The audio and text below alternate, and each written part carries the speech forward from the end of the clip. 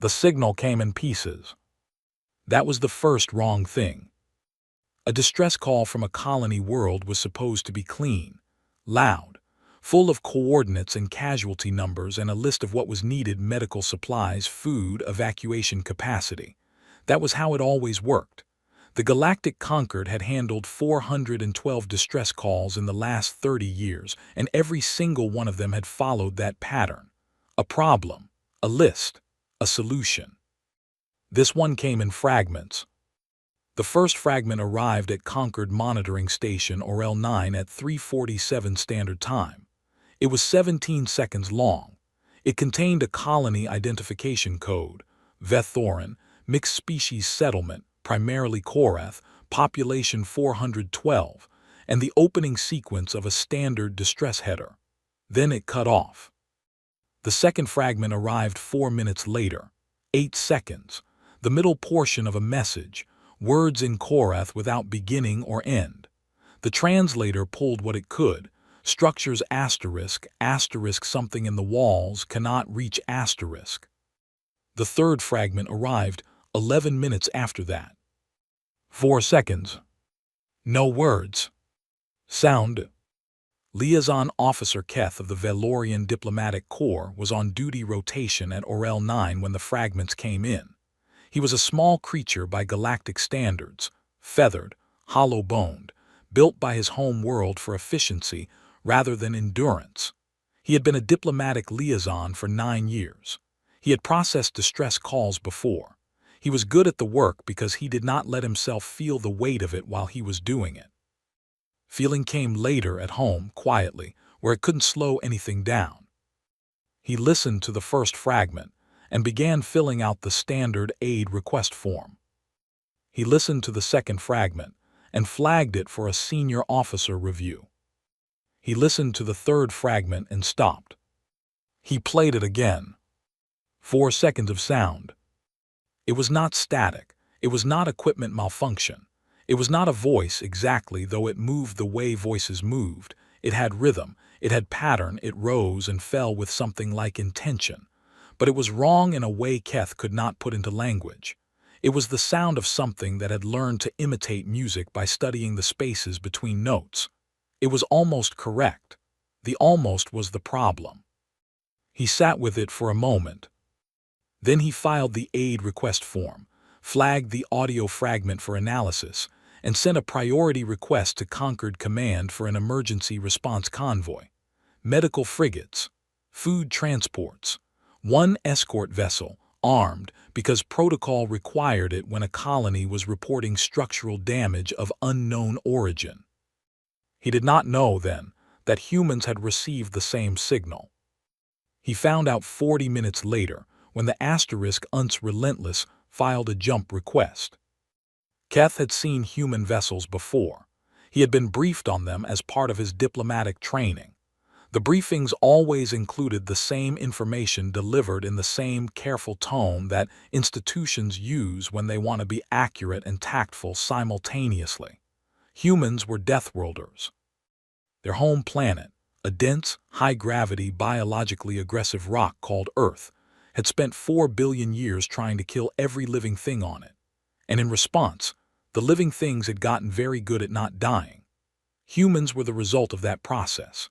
Dense-muscled, high cortisol, with a pain tolerance that most species found medically implausible, and a set of instincts that had never quite caught up to the fact that they now lived in a galaxy with no apex predators larger than themselves. They were also, in Keth's professional experience, exhausting.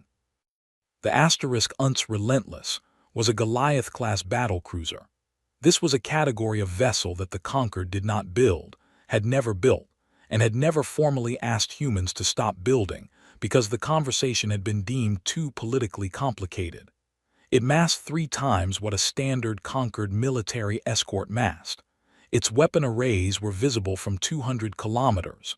It was not built for comfort or efficiency or diplomatic nuance. It was built for the kind of situations that the Galactic Concord preferred to believe did not exist. It had filed a jump request to Vethoran's coordinates. The Concord control officer on duty denied it in 11 minutes, citing Protocol 7 Alpha. Aid operations proceed under humanitarian convoy structure. Military escalation requires committee review. Review period no less than 72 hours. The humans filed a formal protest. Then they jumped anyway. Keth received his assignment 1 hour later. He was to board the Asterisk Relentless as a conquered observer. He was to document all human actions for the formal review that would certainly be required afterward. He was to ensure that human forces operated within the bounds of conquered humanitarian protocol. The officer who delivered this assignment did not meet Keth's eyes when she said it. That told him something. He packed his kit. He took the shuttle to the Asterisk Relentless docking bay. The docking bay was the size of a small city block. It smelled of metal and something chemical and something organic that he could not identify. Human crew members moved through it in the easy, unhurried way of people who lived inside something enormous and had stopped noticing. One of them, very large, darker-skinned, with what humans grew on their faces called a beard, looked at Keth when he came through the airlock, looked him up and down once and said, "You the liaison?" "Yes," Keth said. "Liaison Officer Keth, Valorian Diplomatic Corps. I am here to observe and document." "Ramos," the man said, "Chief Engineer, you want coffee?" Keth did not know what coffee was. He said no. Ramos shrugged like this was a small tragedy and led him through corridors that were, if anything, even more overwhelming than the docking bay. The ship hummed. Not the way Valorian vessels hummed. Those were quiet and efficient and almost apologetic about the energy they consumed. The Relentless hummed the way a very large animal breathes, like it was doing it on purpose, like it knew you could feel it. "The captain wants to see you," Ramos said. "Fair warning, she's listening to the signal again." The distress signal. The weird part at the end. Keth understood then that the humans had not just received the signal. They had found the same thing he had found in it, the part that was wrong. "How many times has she listened to it?" he asked. Ramos thought about it. "Since we filed the jump request, 20, maybe 30 times." They walked in silence after that. The bridge of the Asterisk Relentless was not what Keth had expected. He had imagined something aggressive, loud, heavily lit, full of the kind of deliberate military display that species use to signal dominance. Instead, it was focused. Quiet in the way that a room full of very alert people is quiet. Every station was occupied. Every screen showed data. The crew moved when they needed to and were still when they didn't. Captain Sierra Voss stood at the central display. She was not tall for a human. She was not built the way Ramos was built, no obvious mass, no size that announced itself. She was the kind of person you could miss in a crowd until she turned around, at which point you understood that missing her had been an error. She wore her dark hair short. She had the kind of stillness that was not relaxation. She was looking at a waveform on the display, the waveform of the 4-second audio fragment. She did not look up when Keth entered. "Liaison Officer Keth," she said. Her voice was even. "I've been informed of your assignment. You're welcome on my bridge as long as you don't touch anything and don't speak when I'm speaking." "Understood, Captain.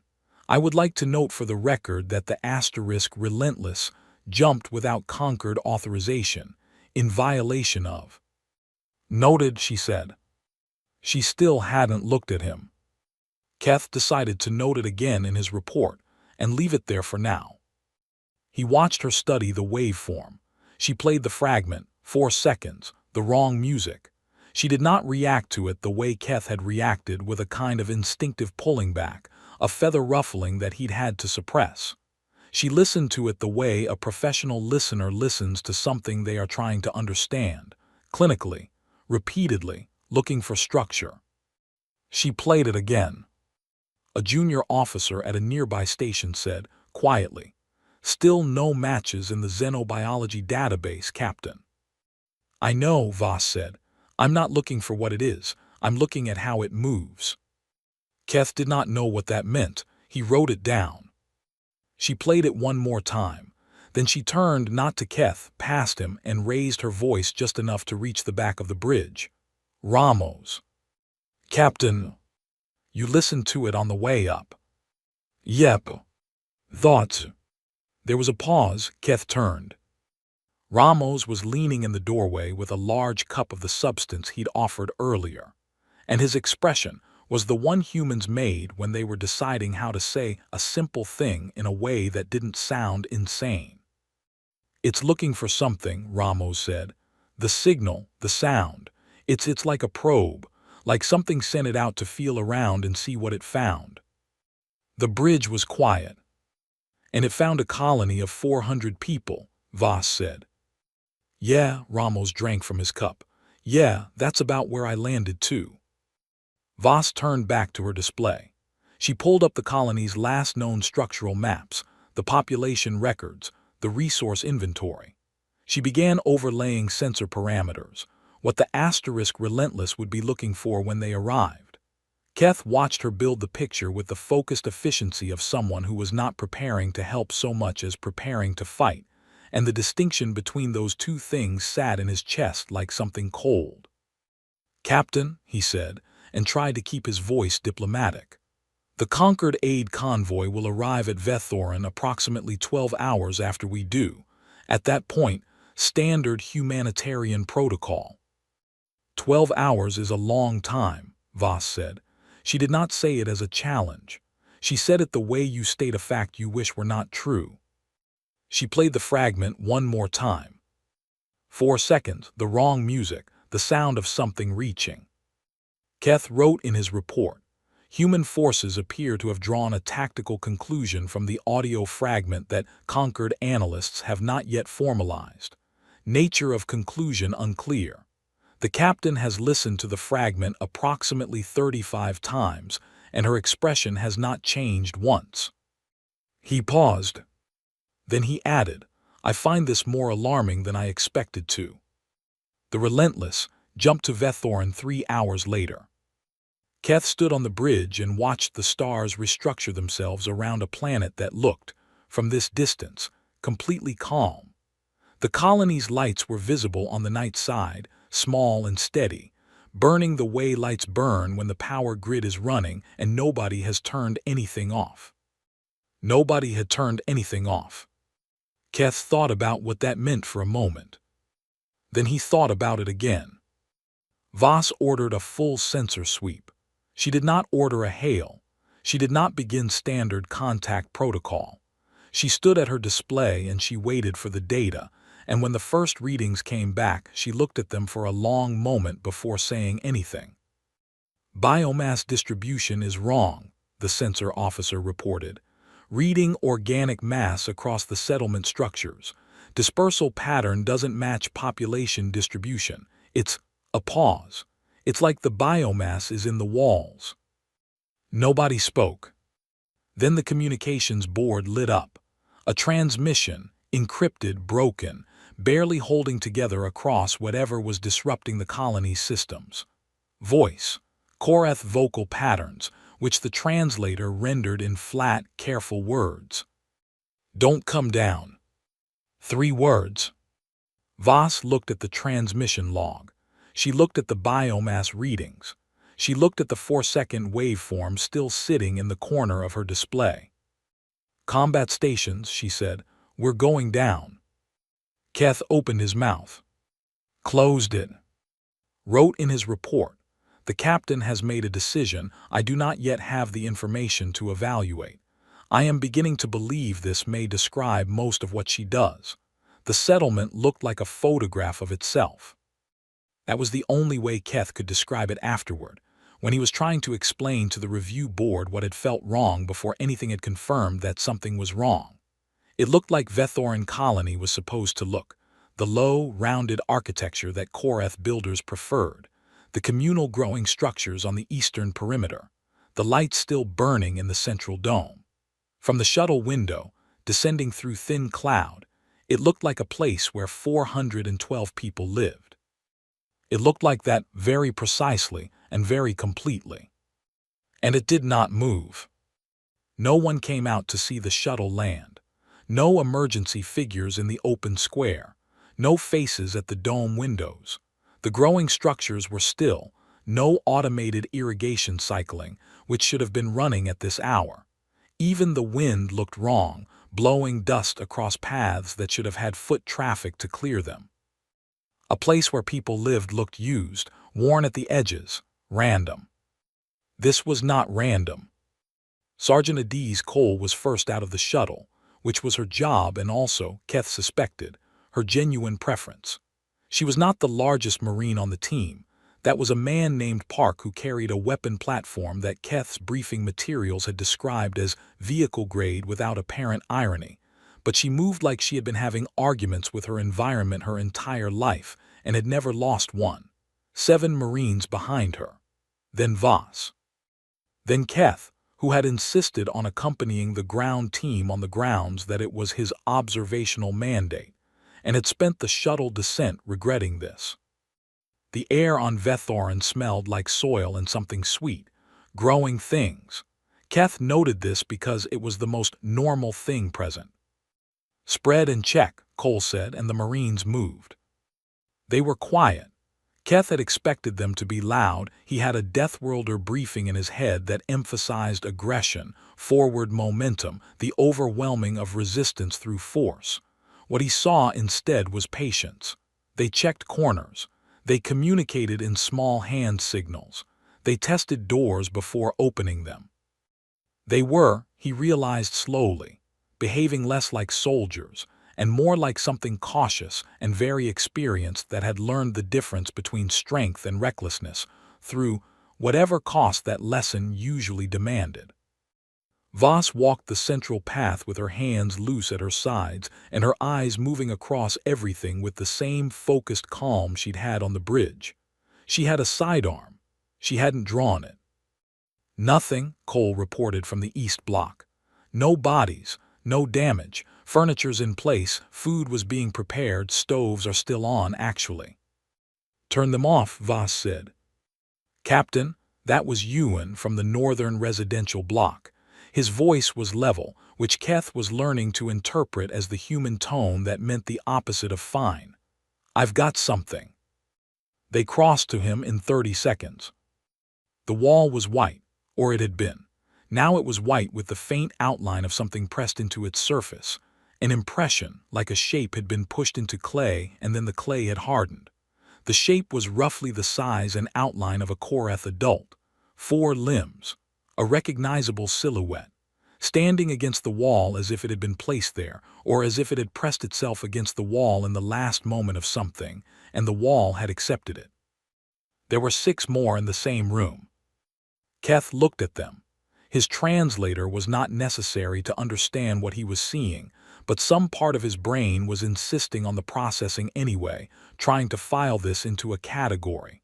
Structure damage, unusual mineral deposit, something with a geological explanation, something that was not what it looked like. It looked like people had been absorbed into the wall. "Sir," Ewan said. He was looking at his scanner. "The biomass reading from the sensor sweep, I think I know what it was." Nobody asked him to explain. The walls around them explained it. Back on the asterisk Relentless, Keth had requested a private channel to submit an update to Concord Command. He was composing this update in his head, standing in the residential block, staring at the wall when Voss spoke. "Keth, Captain, you've gone very still." "I am processing," he said. "Good instinct." She turned from the wall and looked at her team. Nobody touched the surfaces, walk center of path, full body seals, gloves on. She tapped her comm. "Relentless, are you getting this feed?" "Full receive, Captain." That was the voice of Lieutenant Dara Osai, bridge duty officer. "We're already running the imprint profiles against xenobiology. No match. Whatever left these impressions, we don't have a record of it." "It's not in the database because nobody survived to report it," Voss said. It was not a question. Osai was quiet for a moment. "That is one interpretation, yes." "Start building me a strike solution for the central dome." She said this the way a person orders lunch. Don't commit to it, just have it ready. Keth turned toward her before he could stop himself. A strike solution. Captain, there are survivors in this colony, the transmission. I know exactly how many there are, Voss said. I'm working on keeping it that number. She walked away. Keth stood in the middle of the path, center of the room as instructed, and looked at the shapes in the walls, and tried to stop doing the calculation he was doing about how many shapes he had counted so far across 3 buildings, and how that number related to the colony's population. He stopped trying. He started counting instead. They found Governor Yissel in the agricultural storage facility on the colony's south perimeter, the building furthest from the central dome, buried under 6 layers of sealed containers, the air inside thick with the chemical smell that Keth had been unable to identify from outside. She was Korath, which meant she was roughly humanoid in the Concord's loose usage of that term. 4 limbs, bilateral symmetry, a chitinous outer layer that went from dark brown at her crown to pale gold at her joints. She was also, clearly, the kind of person who made decisions when there was no better option. She had sealed herself in with 12 survivors. The chemical smell was coming from what she'd built, a mixture of agricultural compounds, some kind of fertilizer base, mineral extract, sprayed across every surface and soaked into the cloth they'd wrapped themselves in. She had a makeshift applicator in her hands when the Marines opened the hatch, and she had it pointed at Cole before Cole had finished saying the word friendly. Human, Yissel said. She looked past Cole, she looked at all of them. You brought weapons. Yes, Cole said. Real ones. Yes, ma'am. Something happened in Yissel's face. Keth's translator was not built for Korath microexpressions. The system had been designed for language, not for the exact quality of relief that crosses a face when the thing you asked for has actually arrived. He didn't need the translator. I didn't think anyone would come with weapons, she said. What is that chemical? Voss asked. She had come through behind the Marines and was looking at the sprayer in Yissel's hands with focused attention. Agricultural base. Nitrogen compound, mineral traces, organic binder. Yissel lowered the sprayer. She was very tired, Keth realized. Not the tiredness of a long day, the kind that takes up residence. It doesn't like organic compounds it can't read. If your surface chemistry is complex enough, different enough from what it's been eating, it moves on. Voss said. We called it the Pale Choir, in the last communications before the relay went down. Yissel looked at the floor. It came from the East Settlement, that's where it started. We didn't understand what it was until it had already, she stopped. There were 412 of us. There are 340 now, Voss said, including your group. Yissel looked up. I counted the imprints, Voss said, simply, without apology or softness because neither would have helped anything. 72 impressions across 14 structures. That leaves 340 alive. You have 12 here, which means there are 328 more in the colony who are still surviving by some method. Where? Keth watched Yissel take, in the fact that this human had done that accounting before entering the building. The dome, Yissel said. Central dome, they barricaded. I don't know if they're still. They are, Voss said. Thermal readings show living bodies. We're getting them out. She turned to Cole. Route through the west alleys.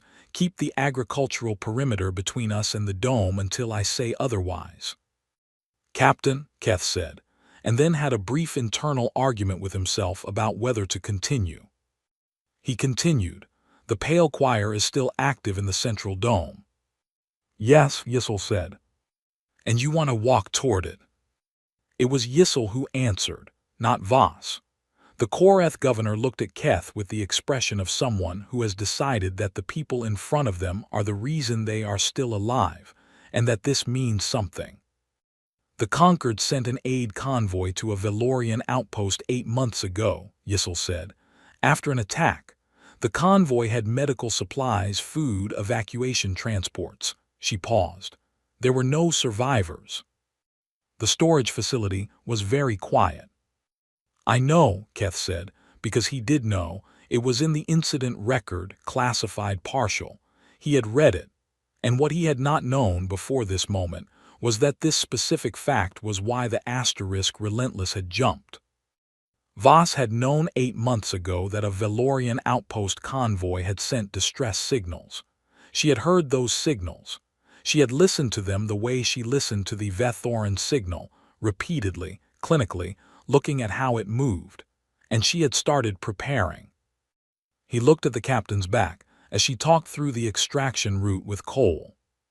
He thought she already knew what she was coming to.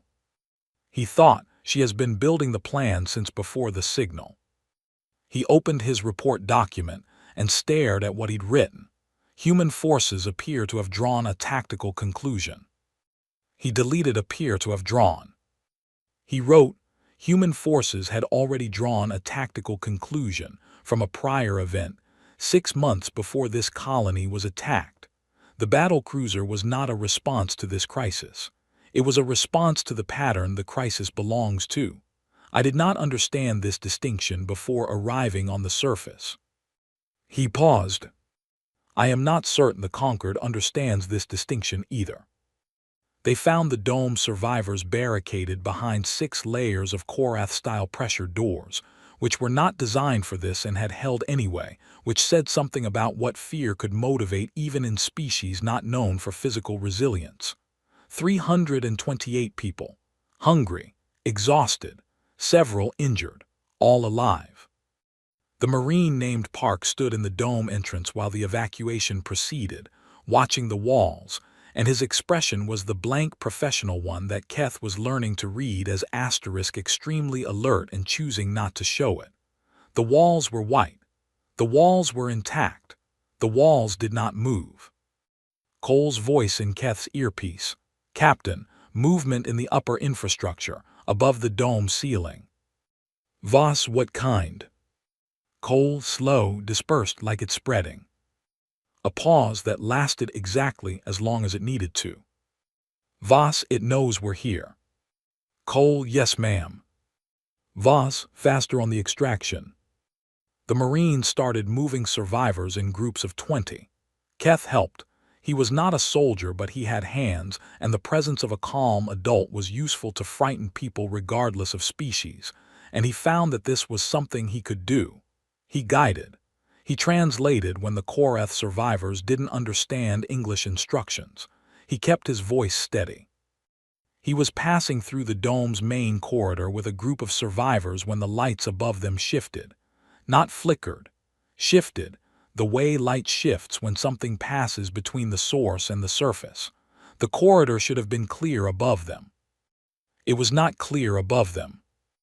Something pale moved through the space between the light panels and the ceiling with a slow, searching motion that did not have a good anatomical reference in any file Keth had ever read. It was distributed. It was everywhere at once in the way that fog is everywhere at once. It was pale and it sang, 4 seconds, 8 seconds, the wrong music that didn't stop this time. Keth heard a survivor behind him make a sound and say something in Korath that the translator gave him as, "It's found us." He did not run. He was surprised by this.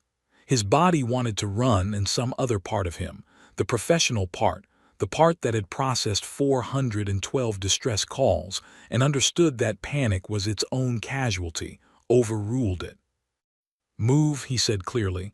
"Walk fast that way." He kept his body between the survivors and the ceiling. The Marines appeared at both ends of the corridor. "Eyes up," Cole said, and her voice was calm in the way of still water over fast current. "Don't look at it, move." They moved. Behind Keth, the corridor wall began to show the faint impression of something pressing through it from the other side. Slow, patient, like it had all the time it needed. They got out. Everyone in that group got out. Keth filed this under. Things he would think about later in private when his hands stopped shaking. The last survivor group cleared the dome with 4 Marines as rear guard. Voss was at the shuttle, counting.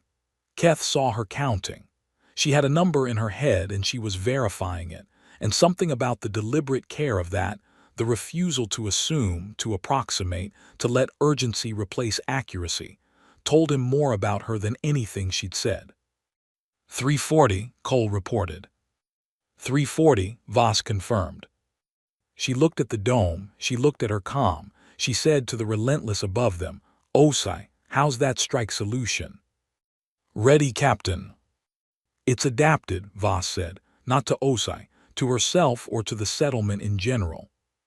Or to the thing in the dome that was now pressing against the inside of every surface. It's looked at us and figured out we're different. It's going to try something different now." She was right about this. Keth did not know then how right she was. What she meant was, the Pale Choir had spent all its time in Vethoran meeting species that did not fight back. What she meant was, it had just met something new. "Get everyone to the shuttle," Voss said. "We're going up." She was the last one in. She did not run. Above the dome, something pale and dispersed began to move, not toward the settlement, but up, following the heat signatures of the shuttles, doing something it had never needed to do before. Reaching toward space. The conquered fleet arrived while the Pale Choir was still learning that space existed. 12 ships, Admiral Thal commanding from the Asterisk Meridian Reach, a Merindian vessel, wide and flat, built for the kind of species that had evolved in deep water and still moved like they expected to be surrounded by it. Medical frigates, supply transports, one escort vessel with the armament rating of something that had never expected to fire its weapons. The convoy that had been assembled according to protocol, dispatched according to protocol, and had traveled the correct number of hours at the correct speed because protocol had a process, and the process had a timeline. Thal opened a channel to the Asterisk, relentless, before his fleet had fully completed the jump sequence. "Captain Voss." His translator rendered Merindian in the Conquered standard formal register, flat, official, designed for paperwork rather than conversation. "You are hereby notified that your vessel's unauthorized jump and subsequent unauthorized ground operation are being logged for formal review. You will stand down all active operations and defer to Conquered Humanitarian Command immediately." There was a pause on the channel. "Noted," Voss said. Another pause. "Captain, I expect an acknowledgement of." "I acknowledged it," Voss said. "Noted, I noted it." Thal's translator did not carry frustration well. The flat official register did its best. "The Asterisk Relentless will cease all unauthorized activity in." "Admiral," Voss said, "I have 340 survivors aboard and something that eats people currently learning to operate in vacuum. You can review my logs at your convenience. Right now I need to clear the area around this planet, so if you'd move your fleet back about 40,000 kilometers, I'd appreciate it." The channel went silent. Keth, standing at the back of the bridge, watched Thal's fleet on the display, 12 ships, none of them moving. He looked at Voss. She had already looked away from the communications screen and was back at her sensor display, watching the thing rising from Vethoran's upper atmosphere like smoke that had decided to have opinions. He thought, she is not going to argue with Thal. She is not going to explain herself to Thal. She has something that needs doing and she is going to do it, and the argument will happen afterward with whoever is still alive to have it. He thought, I have spent 9 years in diplomacy learning how to make people understand each other, and I have never been in a room with someone so completely uninterested in being understood. He was not sure yet whether this was a failure. The ground team had been back on the Asterisk, relentless, for 20 minutes when the Pale Choir reached the hull. It did not arrive the way a weapon arrives, fast, loud, decisive. It arrived the way water arrives in a low room, slowly, finding the edges, occupying available space before the room realizes it should have been concerned. The outer sensor array registered the contact. The contact was soft, almost gentle, like something touching a surface to learn what the surface was. Hull contact, OSI reported. Organic material, distributed. It's spread across sections 4 through 7 outer plating. How much of it? Voss asked. Growing. It's not dense. More like a film. A very thin film, that's Captain. It's changing the readings. The outer temperature sensors are giving us false data anywhere it's covering. Voss looked at this information for a moment. It's blinding us, she said, selectively. It's smart, said Marine Ewan, who had come up to the bridge still in his ground kit. He said it with a flat kind of respect that had nothing fond in it. It's probing, Voss said. Same thing it did with the signal, same thing it did in the colony. It touches things to find out what they are. She looked at the display showing the covered sensor sections. It's going to figure out what we are in about 10 minutes. And then, Keth asked before he could prevent himself. Then it'll decide whether to eat us or leave us alone. She turned to Ewan. Get your team to the outer corridor sections 4 through 7, full suits. Tell them not to touch the hull from inside. And if it comes through, it won't come through. It's still reading us. It gets violent after it understands what it's dealing with. She thought for a moment. Which means we want to be moving before the 10 minutes are up. She turned back to her display. OSI, that strike solution. Ready, Captain. Show me the node concentration maps from the sensor sweep before we landed the biomass distribution. She pulled it up herself, overlaid it with current readings, and began marking points on the display with the focused efficiency of someone solving a problem they had been thinking about for 6 months. The colony's structures were infested at concentration points, the dome ceiling, the wall sections facing east, the original vector. She marked 4 points. Those are the nodes, she said. That's where it's dense enough to damage. The dispersed material, the film on the hull, the traces in the corridors, that's peripheral. It can regenerate from the nodes. You kill the nodes, the peripheral material goes inert. 4 targets, OSI said. 4 targets, precision strike, sequential. I want the intervals tight enough that it can't retreat from one node to reinforce another. She looked at the timeline. We have 8 minutes before it finishes reading us. Strike in 6. Captain, that was Thal's voice back on the channel. He had apparently been listening. His flat, formal register was doing something complicated. I must protest in the strongest. Admiral, Voss said, without looking up from the display. There are 328 survivors still in the colony dome. Silence. You said 340 survivors, Thal said.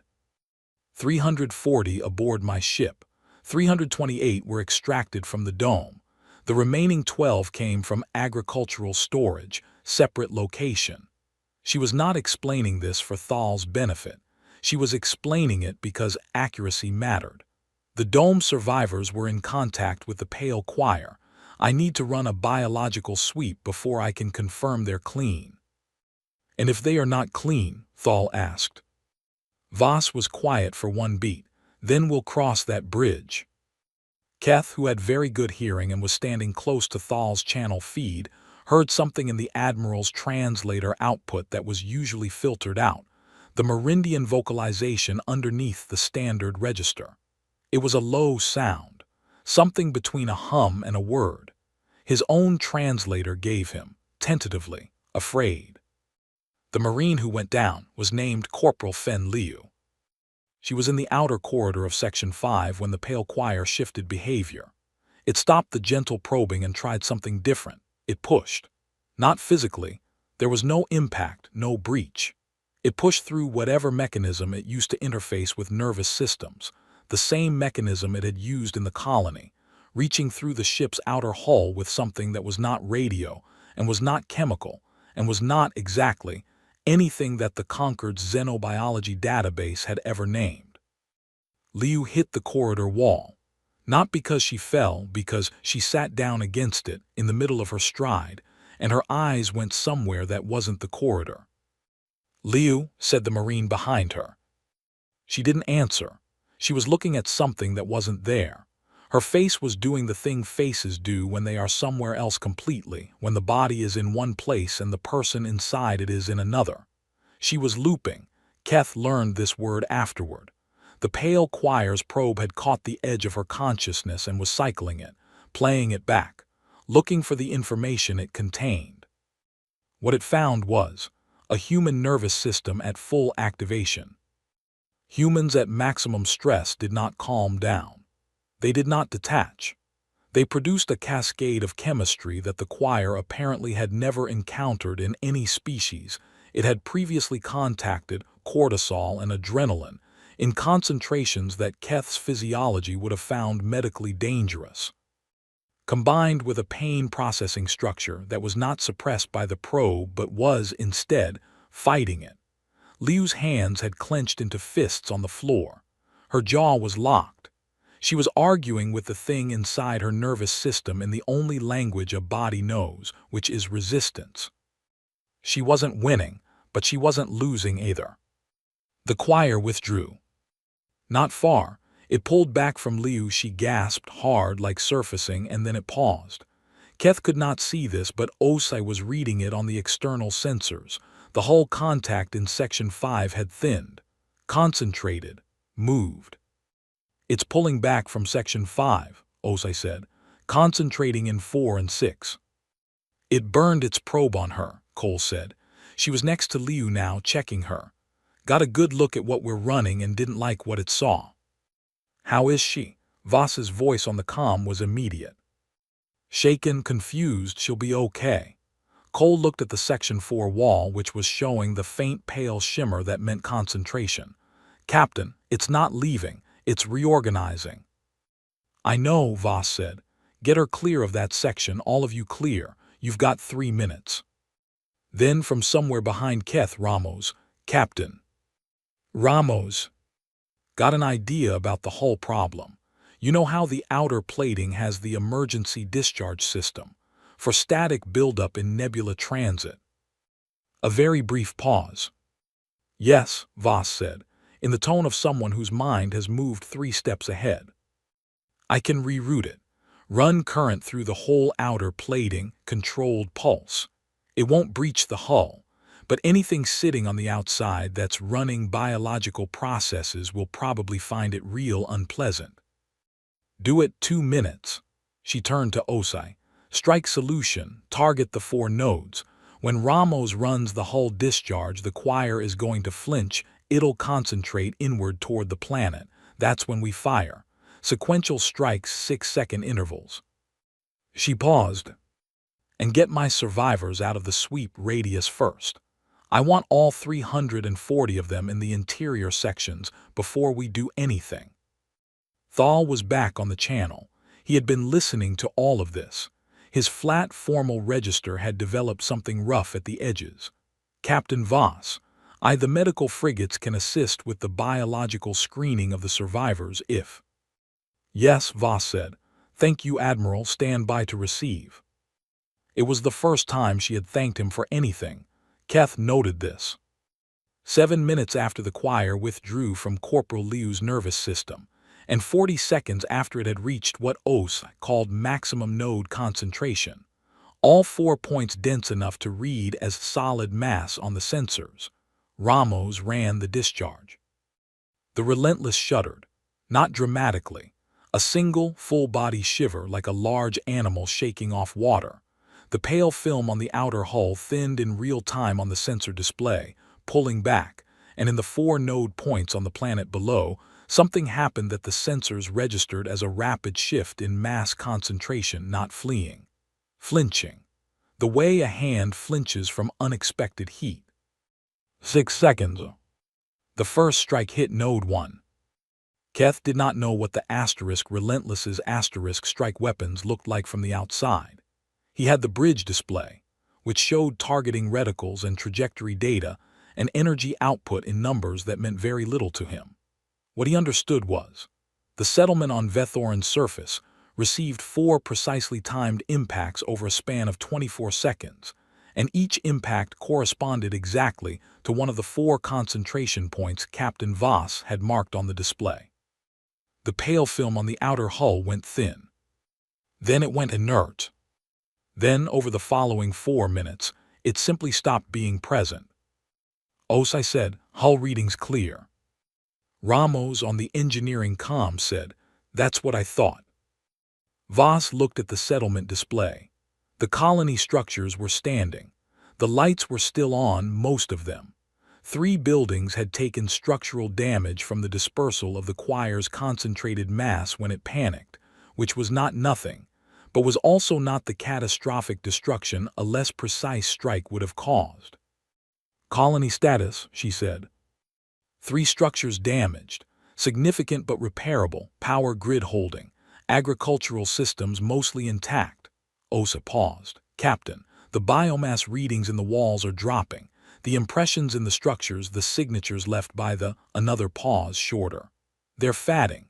Whatever the pale choir did to incorporate the colonists into the structures, without the active choir presence to maintain it, the material is reverting." Nobody said what that meant. Voss said it. 72, she said. "The impressions are all 72. Not a question." "Yes, Captain." The bridge was quiet in the way that rooms are quiet when the information present is heavier than anyone wants to speak over. Keth stood at the back of the bridge. He thought about 72 shapes pressed into white walls. He thought about a Valorian outpost 8 months ago that had received an aid convoy and sent back no survivors. He thought about the 4-second audio fragment that Voss had listened to 35 times before they jumped. He opened his report. He wrote, "At 11:42 Standard Time, the pale choir entity was neutralized from the Vethoran colony by coordinated orbital strike. Total survivors, 340 of 412. The strike was precise. The strike was prepared for. The captain had the solution built before the ground team landed." He wrote, "I am beginning to understand that the battlecruiser was not an overreaction." He stopped. He wrote, "I am beginning to understand that the battlecruiser was barely enough." Above Vethoran, the conquered medical frigates moved in to receive survivors for screening. The Relentless held its position, running sensor sweeps in expanding circles, watching for any trace of pale choir activity in the outer atmosphere. Finding none. Not yet. On the hull of the Asterisk Relentless, where the pale film had been, there was nothing. Clean metal. Discharge burns barely visible on the outer plating where Ramos had run the current. And in the engineering bay, Ramos was explaining to a very tired Corporal Liu what he'd done, using hand gestures and the frankly unreasonable amount of enthusiasm he brought to every problem he'd ever solved. And Liu was drinking something hot and listening, and at a certain point she laughed, a small, rough sound, and said, "You turned the ship into a giant bug zapper." "Basically, yeah," Ramos said. "Amazing." "I thought so." She drank her coffee. Outside the viewport, Vethoran turned slowly in the light of its star, 400 kilometers below, damaged and surviving and still lit up on the night side. Chief Liu said, "Yeah." "What was it like, inside my head?" Ramos thought about this for a moment. His face did the thing faces do when they are being careful. "Like static," he said. "That's what the bioscan said, not real damage, like a radio getting interference." She nodded. He was not sure she believed him. He was not entirely sure he was being accurate. What the bioscan had actually said was, "Neural probe attempted. Target nervous system presented atypical resistance profile consistent with acute stress response. Probe appears to have been abandoned rather than withdrawn." Which meant the pale choir had tried to read Corporal Liu's nervous system and had found something in there that it did not want to read twice. Ramos filed this under things he would think about never, because there was no version of thinking about it that ended anywhere comfortable. "Get some sleep," he told her. She did. 2 nodes survived. Osai called it out 11 minutes after the last strike, and his voice had the quality of someone delivering information they had hoped would not be true. The sensor readings had looked clean. The biomass traces in the colony structures were fatting. The hull was clear. By every external indicator, the pale choir had been neutralized, which was why it took 11 minutes to notice that 2 of the 4 strikes had impacted concentrated mass that had not been the node itself. Had been, instead, a concentration of mass that the choir had moved into position to absorb the impact while the actual node pulled back. It had used itself as a shield. It had sacrificed part of itself to protect the rest. "Os," I said, "Captain, I'm reading 2 mobile concentrations ascending from the colony's eastern sector. They're not dispersed. They're moving as units." Voss looked at the readings. "In vacuum." "Yes, Captain. Hull temperature differential suggests they're moving through." He paused. "They're generating their own electromagnetic field to propel themselves. Captain, I don't know how that's possible." "It learned it," Voss said. She said it without drama. She said it the way you name a fact that is unpleasant but not surprising. She turned to her weapons officer, Chang, targeting on the 2 concentrations. "Trying, Captain. They're small, very small, moving erratically." Chang was a compact person with the unhurried intensity of someone who had made peace with difficult problems by meeting them directly. "I can get one at distance. The other will be on us before I can reacquire. Then we'll deal with the other one ourselves." She tapped her comm. "Ramos." "Still here, Captain." "That discharge trick you did, can you run it again?" "Yep, but I need 60 seconds to reset the capacitors." "You have 45. I need 60. "Ramos." 53. That's the actual number. I didn't want to do it in under 60 because I was worried about the capacitor integrity, but honestly, 53 is fine. 53, Voss said. "Stand by." On the display, 2 pale concentrations moved through vacuum toward the asterisk relentless. They did not move in straight lines.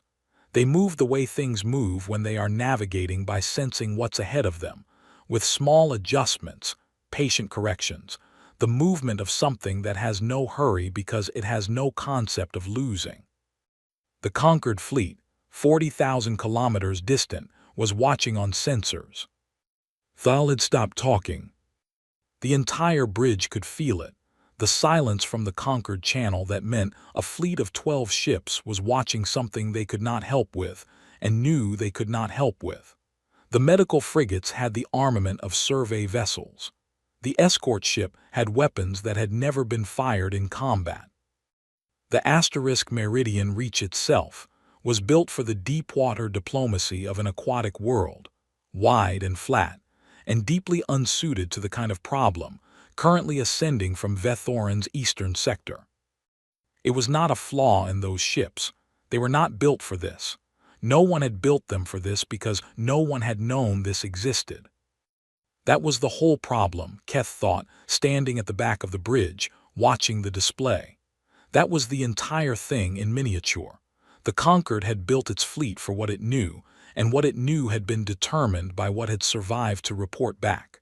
The things that nothing survived to report back, those remained unknown. The Relentless had been built for those things. "Target 1, Chang said, acquiring." The concentration in the display moved, adjusted, moved again. "It's trying to use the planet as cover," Chang said, "burning around the orbital angle." "Let it," Voss said. "Track it and wait, it'll have to come to us." She was eating. This was the thing Keth noticed and could not stop noticing. Voss was eating a ration bar at her station, in small methodical bites, her eyes moving between the targeting display and the sensor display with the calm of someone who had been in rooms like this before and had learned that nutrition was a tactical resource. The concentrated node swung around Vethoran's orbital curve. Chang fired. The hit registered. The concentration destabilized, scattered, dispersed, lost coherence. Not dead, maybe, but gone as a functioning unit. One down, Chang said. Second one, Voss asked. 15 seconds out, Ola said. Hull contact in 15 seconds. Ramos. Ready in 4, 3, 2. The Relentless shivered again. Harder this time. Ramos had said 53 seconds and he'd had 51, and the capacitors showed it. A crack in one of the secondary systems that would need repair and was being repaired already, because Ramos had anticipated the crack and had someone standing by for it. The second concentration hit the hull and stopped, dispersed across the outer plating, disorganized by the discharge, and then, slower than before, more careful, began reconcentrating. It's on the hull, Osai said, adapting to the discharge, trying to route around it. Of course it is, Voss said. She looked at the section display. It's on hull section 9. What's directly interior to section 9? Secondary cargo bay. Who's in secondary cargo? Nobody. Cleared it when we brought the survivors in from the dome. It's empty. Open the vents to space in secondary cargo. A beat, Captain, that will. Vent the cargo bay to vacuum, Voss said. The choir is a biological entity. It's reading us through hull vibration and heat signature. If it tries to come through the hull into the cargo bay and the cargo bay is vacuum, it will. Equalize, Ose finished. It'll try to match the pressure on our side. It'll thin itself out trying to push through into nothing. And when it's that thin, hit it with the hull charge again. The cargo bay vented. The hull sensors in section 9 showed the concentration thinning, spreading, trying to fill the pressure differential. Ramos ran the charge. The pale material on the outer hull of section 9 went still. Completely still. Then it began to move differently, not searching, not probing, not reorganizing. It moved the way ash moves after the fire that made it has gone out. Passive, drifting with the ship's minimal momentum. Dead. Hull section 9 clear, Ose said. All hull sections clear. A pause. Captain, I'm running full spectrum sweep. I'm not finding any active pale choir signature in local space or on the planet's surface. The bridge was quiet. Run it again, Voss said. He ran it again. Clear, he said. Voss finished her ration bar, put the wrapper in her pocket, looked at the display showing Vethorin, the two dispersed and inert concentrations in orbit, the colony below with its lights still on. Good, she said. Thal's voice came on the channel 2 minutes later. It had changed. Not dramatically, his translator still rendered everything in the flat official register, because that was what it was built for. But the quality of what the flat official register was carrying was different. It had the feeling of a very formal person trying to decide which formalities still applied. Captain Voss, he said, I would like to request a full transfer of your sensor logs from the time of your arrival. Yes, Voss said, stand by. She sent them, all of them. Every sensor reading from the moment the Relentless dropped out of FTL to the present, the biomass distribution in the colony structures, the hull contact readings, the node concentration maps, the probe attempt on Corporal Liu's nervous system, the behavior shifts after the ground team's presence was registered. The complete record of what the Pale Choir was, what it did, and how it learned.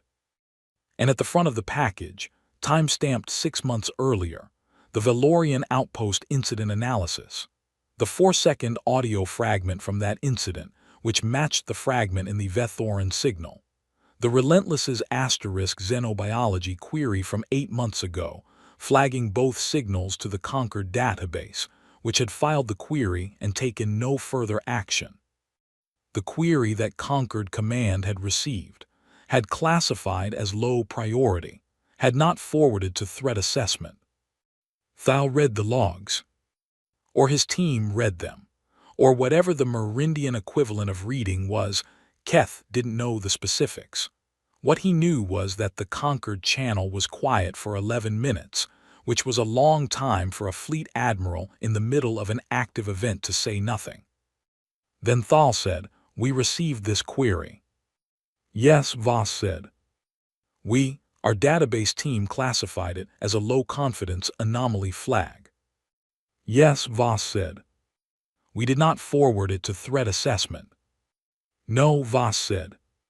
Another silence, shorter. How long have you been preparing for this specific entity? We started building the targeting model 6 months ago, Voss said. We've been running simulations on biological dispersal entities for the last 4 months. The specific application to the choir, we locked that in about 2 months back, when we got the spectral analysis on the Valorian outpost wreckage. Thal was quiet for a long moment. You had 2 months, he said finally. Yes. You had 2 months and you did not. He stopped. Why didn't you report this through formal channels? The bridge heard this. Everyone on the bridge heard this. Several people exchanged glances, not mocking. Something more complicated than that. The look of people who know why a thing is true and know the honest answer is going to land badly. Voss answered it anyway, because that was what she did. Because the formal channel response time for a threat classification review at Concord Command is between 45 and 90 standard days, and I wasn't confident we had that long. She said it without apology, without softness, with the directness of someone who has stopped performing patience for institutions that have not earned it. Thal did not respond immediately. Geth, standing at the back of the bridge, thought about the aid convoy that had arrived at the Valorian outpost, the medical frigates, the food transports, the single escort vessel. He thought about what those ships had found or hadn't found because nothing was left to find. He thought about Voss listening to the 4-second fragment 35 times and not changing her face. He understood now what she had been thinking about. Not the choir, the convoy. She had been thinking about the convoy arriving undefended and what would happen to it, and she had decided that under no circumstances was that going to be the outcome she presided over. The survivor transfer took 4 hours. The Concord medical frigates were good at this: screening, treatment, careful biological assessment. They confirmed what Voss had expected. The 340 survivors who had been extracted from Vethorin were clean. No choir residue. No neural probe markers beyond the single incident with Corporal Liu, whose readings the Concord medical team looked at for a long time and described, carefully, as highly anomalous and indicative of a nervous system profile that resisted interference in a manner we have not previously documented. Liu, being informed of this assessment, said, "Cool." The Korath survivors were a different matter, not biologically, but emotionally, which was sometimes worse. 340 people who had spent an unknown number of hours barricaded in a dome, listening to something move through the walls, having no reason to believe that anyone was coming. 12 who had spent that same time in an agricultural storage facility, with a governor who had synthesized a chemical deterrent out of fertilizer and will. They were taken care of. That was the Concord doing what it was built to do, and it did it well, and Keth watched it happen and felt the familiar pride of belonging to something that, at its core, was trying to prevent suffering. The trouble was the suffering it hadn't known to prepare for. Governor Yissel refused the initial medical transport off the Asterisk Relentless. She sat in the ship's main corridor with 12 survivors who had shared the agricultural storage with her, and she waited. She did not explain what she was waiting for. She didn't need to. The survivors were waiting for the same thing, and the Marines who passed through the corridor understood what it was, had seen it before, in extraction operations in other contexts, in other bad situations. And they stepped around the waiting group with the quiet respect of people who recognized stubborn survival when it was sitting in front of them. Voss came through the corridor 3 hours after the transfer began. She stopped when she saw Yissel. Yissel looked at her. "You counted us," Yissel said. "Yes," Voss said. "Before you came down, you already knew how many were left." I needed to know how many I was bringing back up. Yissel was quiet for a moment.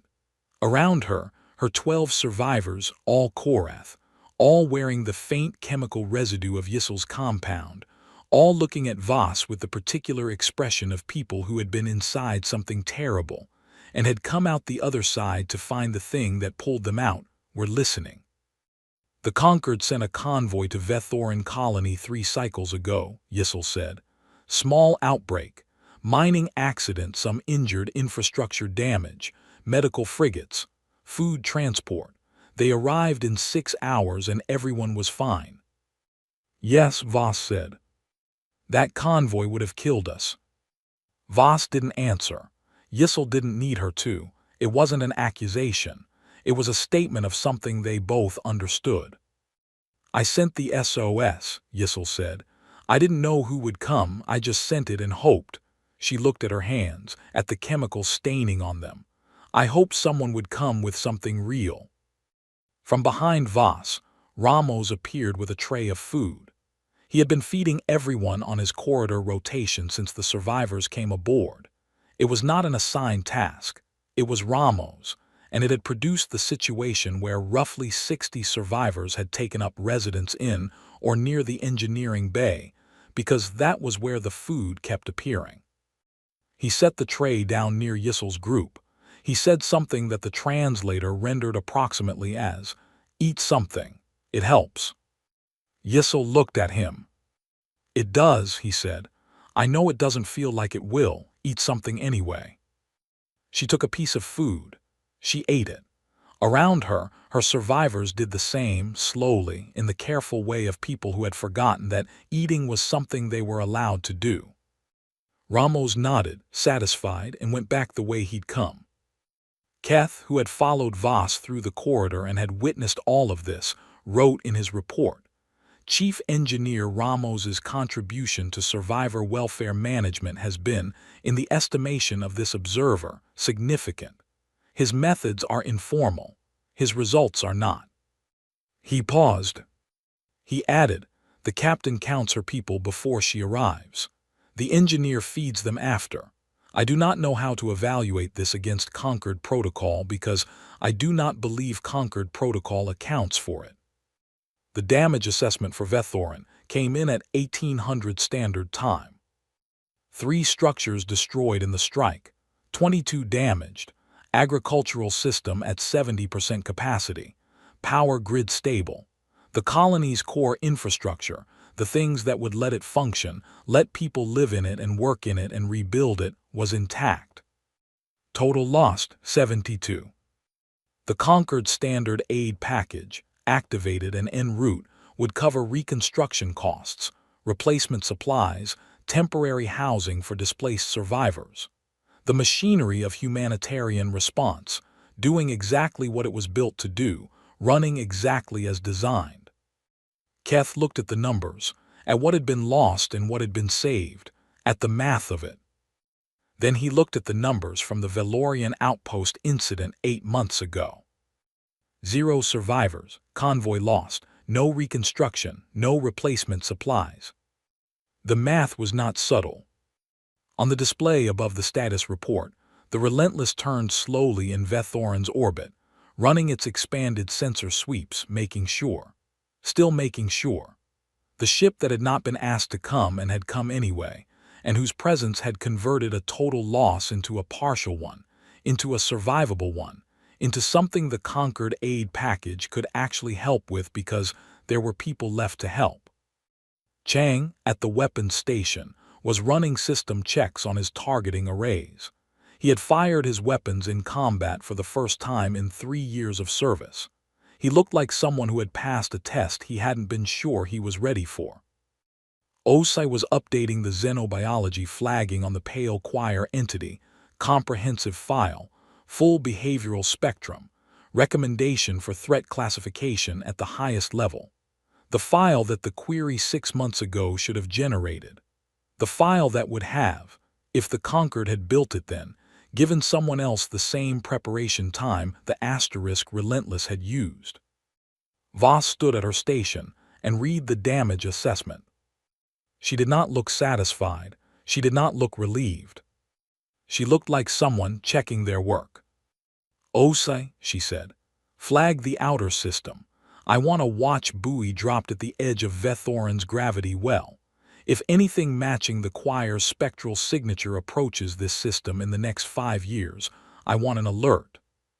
"Yes, Captain." "And send the full choir behavioral file to Concord Command. Threat assessment priority. Don't flag it low confidence. Flag it confirmed hostile."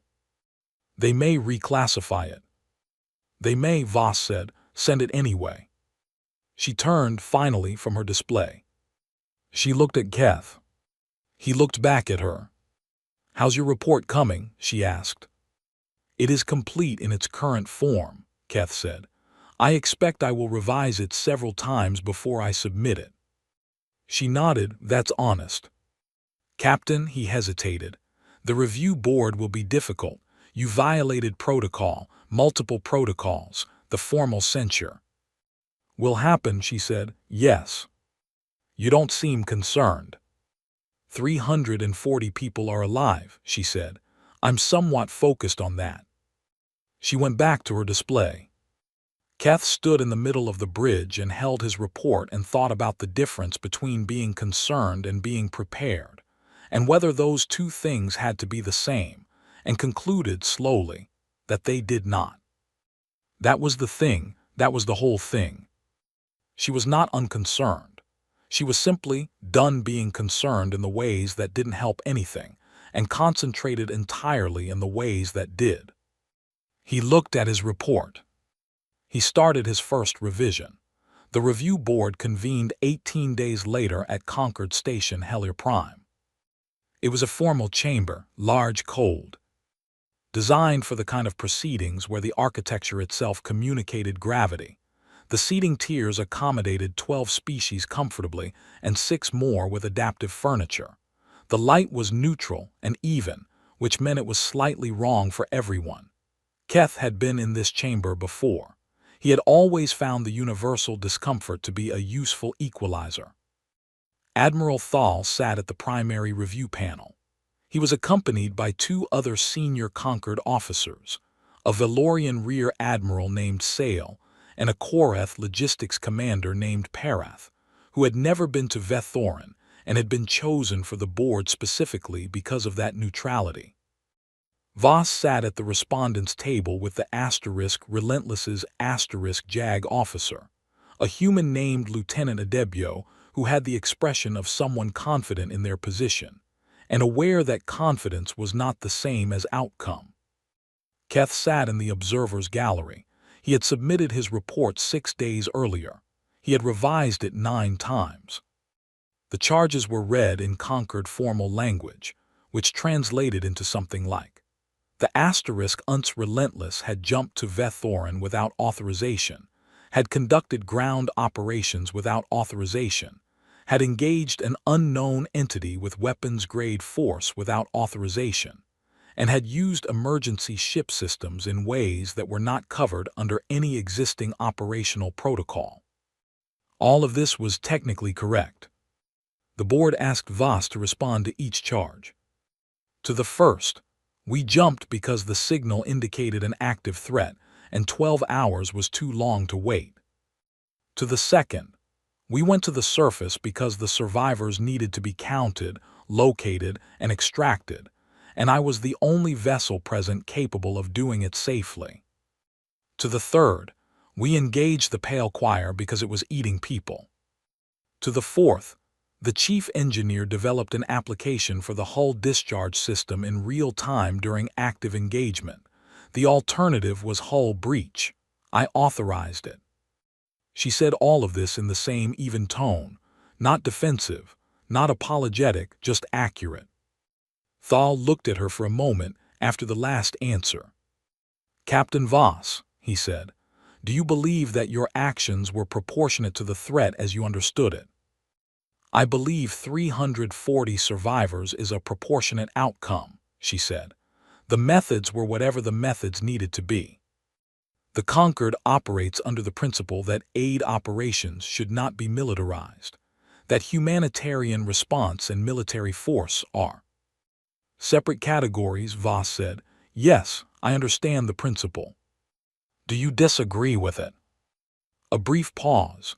Voss looked at the panel. She said, I disagree with it in contexts where the threat is not waiting for the distinction to be resolved. Thal wrote something. Sale wrote something. Pereth looked at Voss with an expression that Keth could not read from his seat in the gallery. Governor Yissel's testimony came next. She had insisted on testifying in person. The Concord had initially suggested a recorded deposition would suffice, and she had declined the suggestion in language that was formally polite and functionally immovable.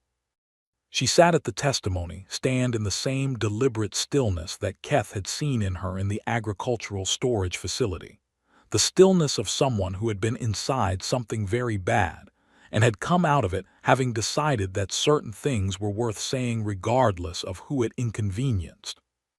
She told the board about the pale choir, about what it had done, about the rate of spread through the colony structures, about her synthesis of the chemical deterrent, which the Concord xenobiology team had, she noted, already requested the formula for, which she had already provided, which she found appropriate. Then she told them about the Valorian outpost. She had done research in the 18 days before the hearing. Not deep research, she had not been a researcher before the attack and the attack had not made her one. But she had looked for what was available and she had found the incident classification.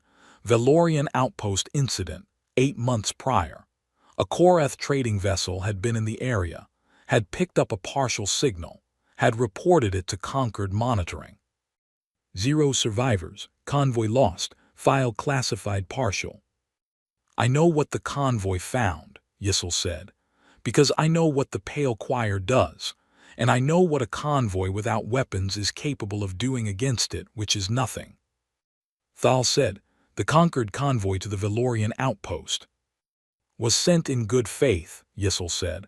I understand that. I am not here to criticize the Concord's intentions. I am here to tell you what I told the humans on that ship. I didn't think anyone would come with weapons. She paused. That is not a compliment to the humans. That is an indictment of the situation that made it true. The chamber was very quiet. 340 of my people are alive, Yissel said. 72 are impressions in walls that we will spend years trying to understand how to grieve. If the asterisk relentless had not jumped when it did, if it had waited for authorization, if it had waited for committee review, I know what the number would be. She looked at Thal. You know what the number would be too. She was not wrong. Nobody in the chamber disagreed with her. The disagreement, if there was one, was about something more complicated, about what it meant that she was right, and what the Concord was supposed to do with being right in a way that felt like failure. Voss's second turn at the stand was shorter. One question, Thal said, and I want a direct answer. Yes, Admiral. Did you believe the battle cruiser was necessary? Voss looked at him. She said, I believed that 340 people surviving was necessary. The ship was just the method.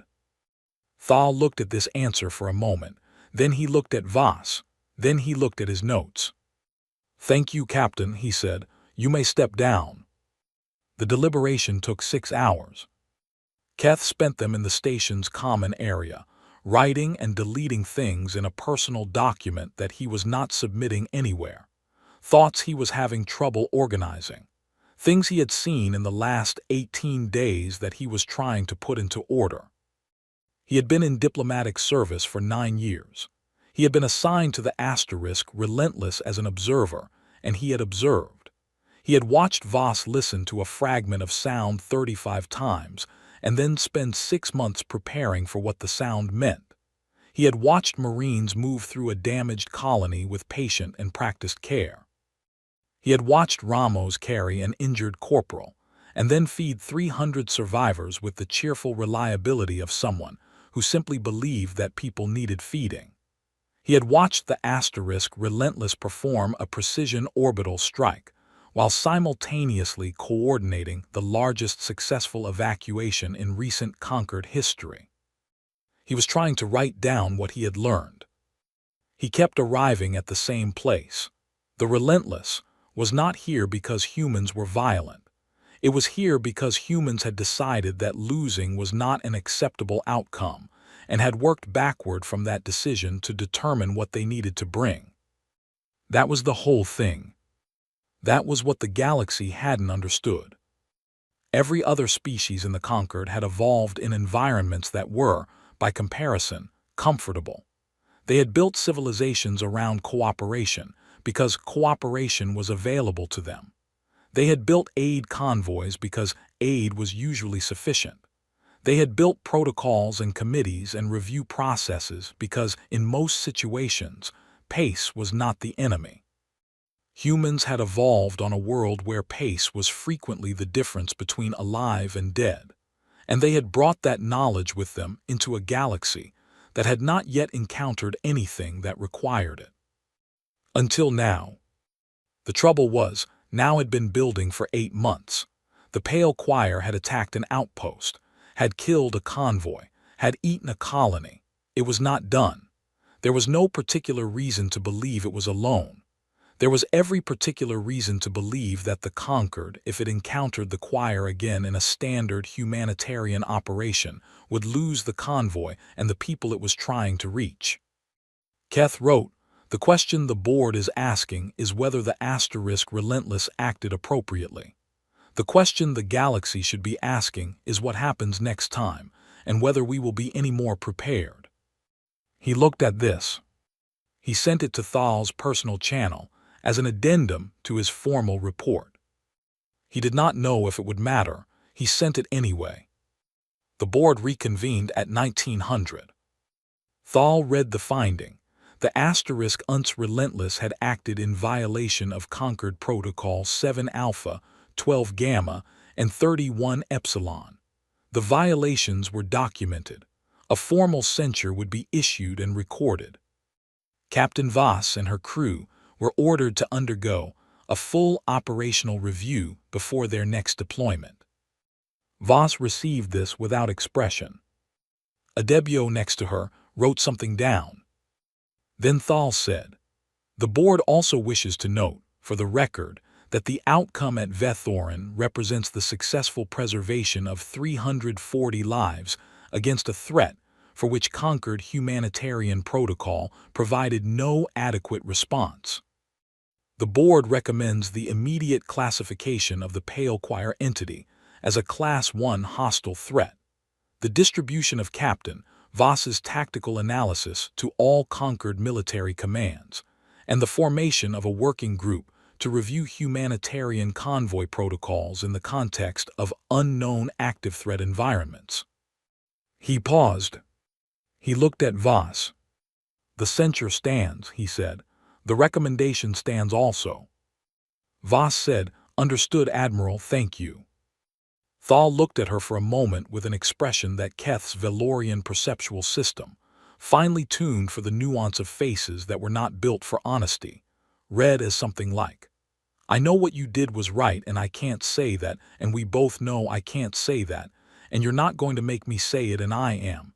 In some way I'm not prepared to examine, grateful for that." He said nothing further. The chamber began to clear. Ramos was in the corridor outside the chamber when Keth came out. He was there with a large number of Koreth survivors from Vethorin, which was not surprising. Keth had learned that large numbers of Vethorin survivors had followed the asterisk relentless to Hellier Prime, apparently unwilling to be very far from the ship until they had some better framework for processing what had happened. What was surprising was the number of people in the corridor who were not Korath.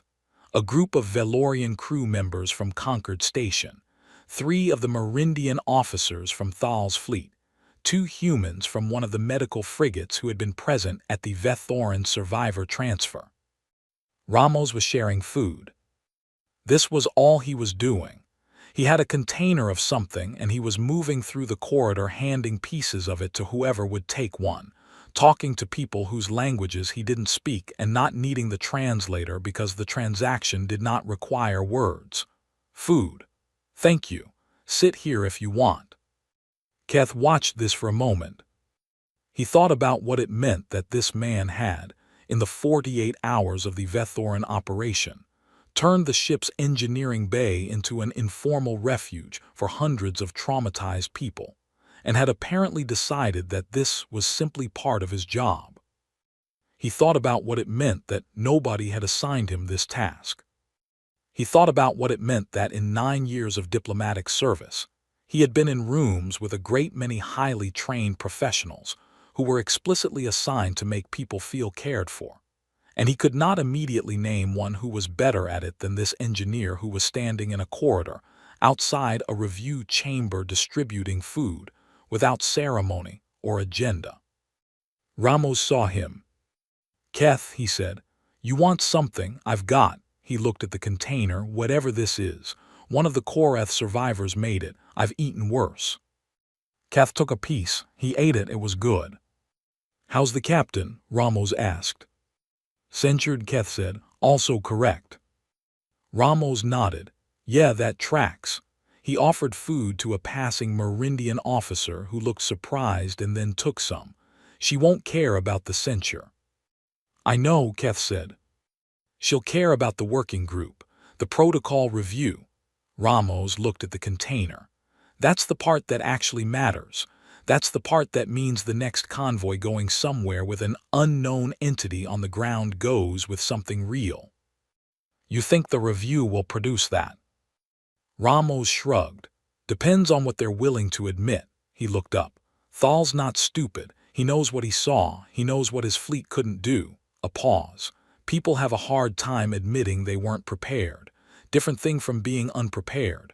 Unprepared just means you didn't have the right stuff. Not prepared means you didn't believe you needed it. Second one's harder to say out loud." Keth looked at him. "You have thought about this?" "Long flight home," Ramos said. "Lot of time to think." Voss came out of the chamber 40 minutes after the hearing ended. She stopped when she saw the corridor, the gathered survivors, Ramos moving through them, the unlikely collection of species sitting in clusters and eating something a Korath survivor had made. She stood in the doorway for a moment. Then she walked to Ramos and said, "Adebio says the censure goes on record for 2 years and then can be reviewed." "Yep," Ramos said. "The working group convenes next month." "That's good." "I'm supposed to submit a full tactical report on the choir to the working group before their first session." "You've already written it," Ramos said. "It was not a question." "First draft," Voss said. He handed her food. She ate it standing up. "How are they?" she asked. She meant the survivors, specific without needing to gesture. "Better than yesterday," Ramos said. "Not good, better." She nodded. She ate. Then she went to find Yissel, who was sitting against the corridor wall with the 12 survivors from agricultural storage, the ones who had spent the worst hours in the smallest space with the worst options, and she sat down on the floor next to the Korath governor without ceremony or announcement, and she said, "How are you doing?" Yissel looked at her. "Not well," Yissel said. "Better than 2 days ago."